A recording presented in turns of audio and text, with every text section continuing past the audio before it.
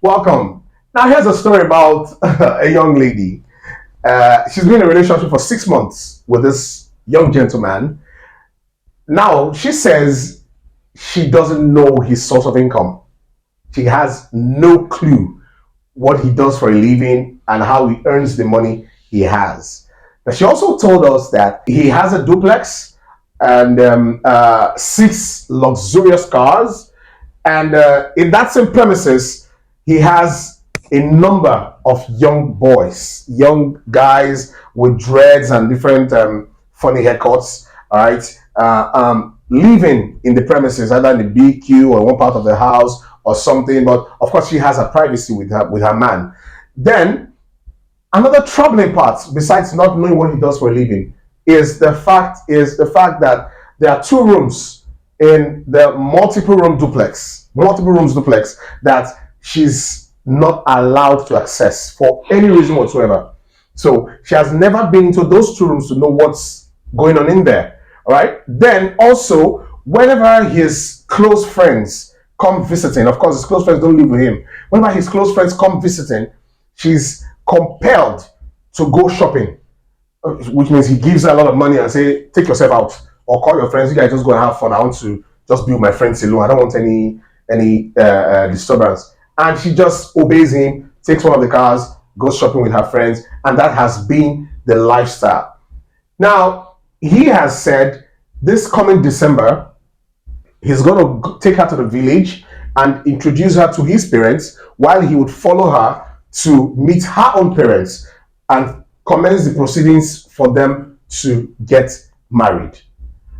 Her concern primarily now is she's heard a lot of stories about ritual killings by Yahoo boys and cultists and all that. She's skeptical to not fall victim of such incidents, or us and rather, and the fact that she doesn't actually know what he does for a living, and those two rooms that are out of bounds for her, it has further increased her curiosity and her doubts about this relationship actually moving forward. But now she's scared of stepping out of the relationship because she feels she knows quite a lot to be let free like that, to just step out of the relationship without any consequence or any consequences. What do you think she should do?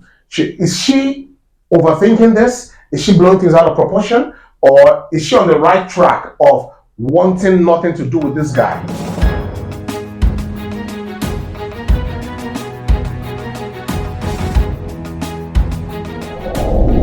Welcome back. Now, this is Share with Noble, and my name is Valentine Agogo.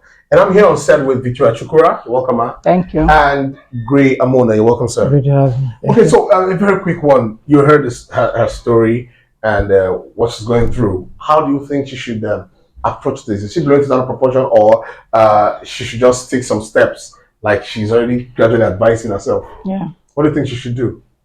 Like she's advising herself, she should just tactically start withdrawing, because the reality is there.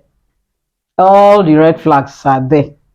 She doesn't need anybody to tell her the coast is not clear or the coast is clear. She's all they are there.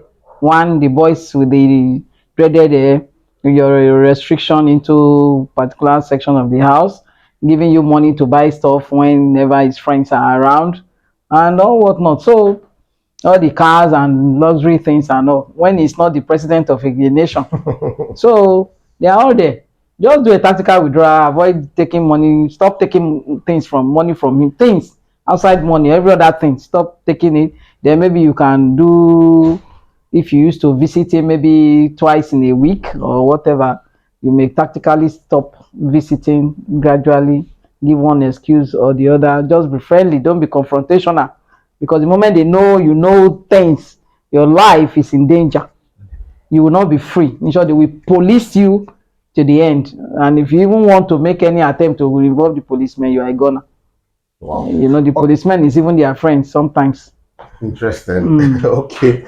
All right. I'll come to you shortly about some things you started with. Okay. Gray Mona, what do you have to say about this, sir? I'm afraid I have to do the same line, as Victoria has. And she used the right phrase, the red flags. Okay. Normally, who fears the red flag is a bull. traditionally in the folklore of English. the human ecosystem. But you see, this is a breed of humanity that I don't know how they ever started. Is it because of the breakdown, the Nigerian economy that brought these people you are calling whether Yahoo or who? Yeah, I don't know. But the truth is that it is a modern day scourge that even supplants the scandal of the Second World War, the slave trade of 300 years, and colonial rule of about 100 years. The girls, first of all, it is the attraction of these illusions. Yeah. Exotic cars, lifestyle. Outlandish dress code, and creating, materialism. Materialism too. You see, a friend of, a colleague of mine, Lawrence Okpeho, he said, "See money, see debt." That's a highly instructive phrase. See money, see death. The phrase is couched in pidgin, but pidgin makes a lot of sense too because it connects with the traditional wisdom. Victoria just said it all. The girl should quickly, how do you say it? Also. And there's even a more nightmarish dimension to the also. You don't just also like that with these people. No. Once you are in their sociometric trap, you have interacted with them, especially where it has to do with sexual union, you are in trouble. They will monitor you, even beyond the girl's perception of the danger around her, the ambience of I'm sorry, but when you're realistic, you use some sardonic expressions, the ambience of death.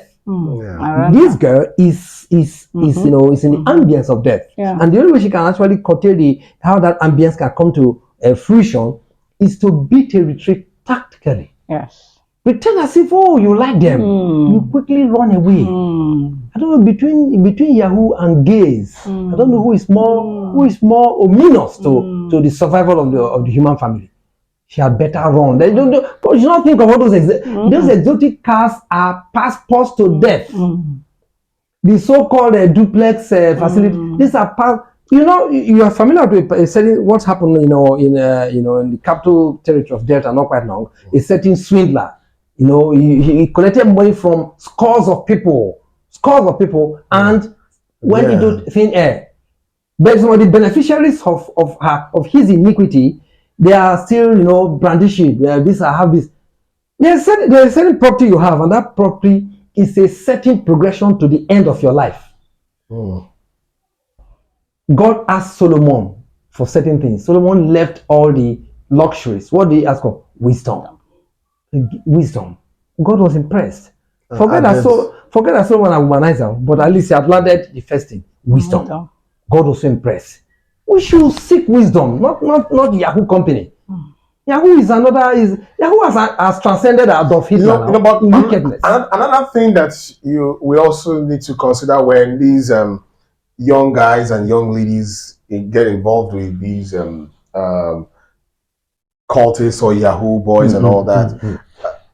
Sometimes they put blame on the economy, the level of poverty, that they have no other choice but to not only make the money this way, and also for the ladies to also look up to these guys to make a living for them and their families. It's still the same thing. It's the same connecting rod in a story of infamy. Because Babangida destroyed the Naira in 1986, and then the economy is now competing with how do you call those people that English Premiership that they relegate? The drug zone. Nigeria is now competing with other competitors in the drug zone. Then you now begin to partner sexually with abnormal objects. You call Yahoo.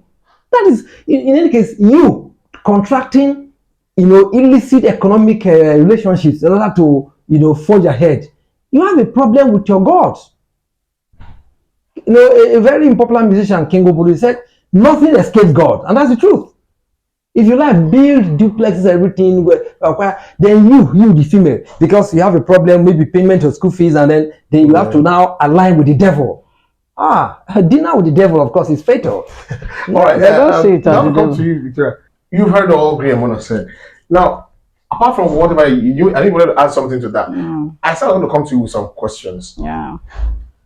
Is there anything wrong with carrying dreads? Because she mentioned as part of her problems the lots of guys with dreads and funny haircuts surrounding her. Maybe she's probably uncomfortable with the number, but for her, just profiling them as dreadlock guys and funny haircuts. Don't you see that as profiling? And also, she made reference to the fact that he has 6 cars. There are a lot of people who are car lovers. That some people buy as much as 20 cars. It doesn't make them bad people or ritualists or Yahoo boys or make the source of their wealth suspicious. But it might just be a passion, all right, and a drive. So don't you think she should also not be very careful about her profiling, because that profiling can also attract some additional danger if she's okay, dreads and this. All right, and because the guy has 6 cars, but if she's concerned about the fact that she's always excused when my friends come in, and the 2 rooms she's not allowed to go into, I think those are more substantial grounds to embark upon. Are there issues with the dreads and all that?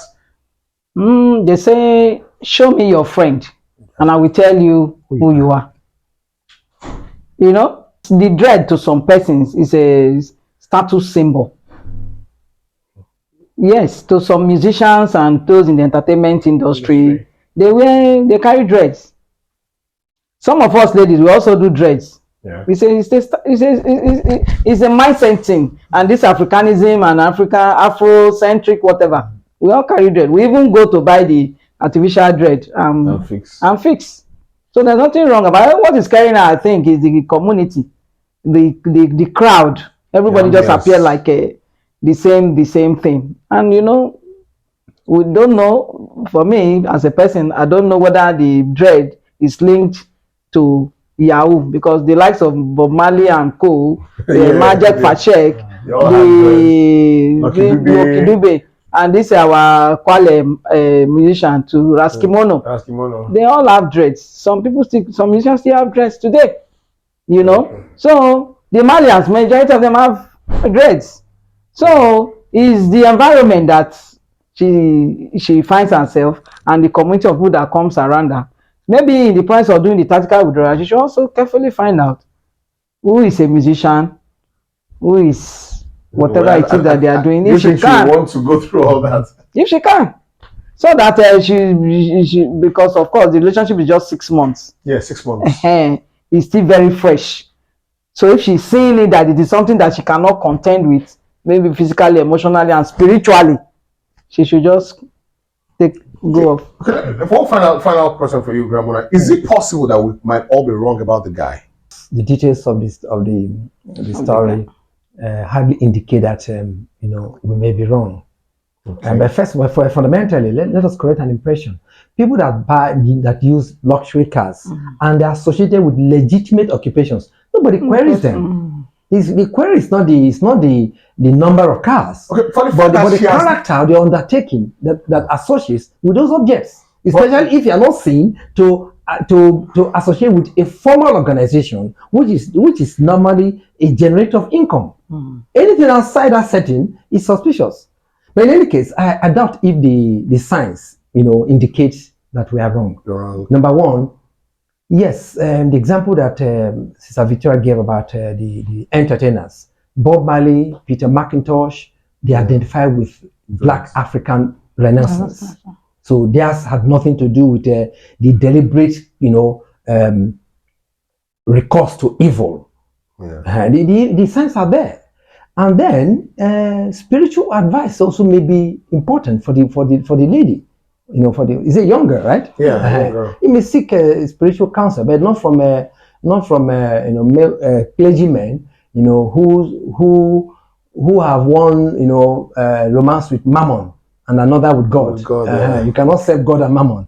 And interestingly, today, very unfortunately, the clergy, we don't know where many of them belong. But you have maybe 6 past, kind of spiritual advice. But I doubt if we are wrong about our impressions, because especially banning, confining her to certain places. Yes. No, you don't. When you are free, you are actually free. when there's nothing, up your sleeves, you are very free. And that's my better half tells me, don't be too secretive. And it's not good to be secretive, because at the end of the day, you see, Christ told Nicodemus, you don't hide, you don't put like under a bushel. Yeah. You don't. Put it where it is already, it's always seen. Any man that ventures or undertakes, to do something suspicious, normally is jittery. Visit these people they've just described. Let them have a knock on the door. Quickly, they will run into the room. They live in permanent neurosis, and they are. I mean, it's not a good. The advice is there. She had 6 months. Is it 6 months? The age of relationship. It's even too old for discovery. The relationship has already become old for discovery. She should quickly not to jackpot out to jackpot in Nigeria. And systematically withdraw. Exactly. Because one day God will flush out this modern day scourge. Okay. She should do it systematically. Exactly. Yes, and she should pray for wisdom too. Yes. Because we are just talking about her. She doesn't know the networking that the gang has done around her. Even to trace her to her parents. To her place. To her place, yes. Place of residence. So if she does not apply wisdom and do it tactically, she should know that her parents too may not, if she is free from it, the parent life may be involved. So you should be careful. All right. So that's as much as we can take for this episode. It's up to you to decide the route you want to take. My panelist here has done justice to your story. Now, what else can you contribute to help her in her decision making? Probably from experiences of loved ones or close relatives or friends that you could share to further throw more light on your own opinion about this very issue and how she could best come out of it or change the narrative in such a scenario. Please don't forget to like, share, drop your comments, and subscribe. And also click on the notification button to get similar prompt updates on Share with Noble. Thank you.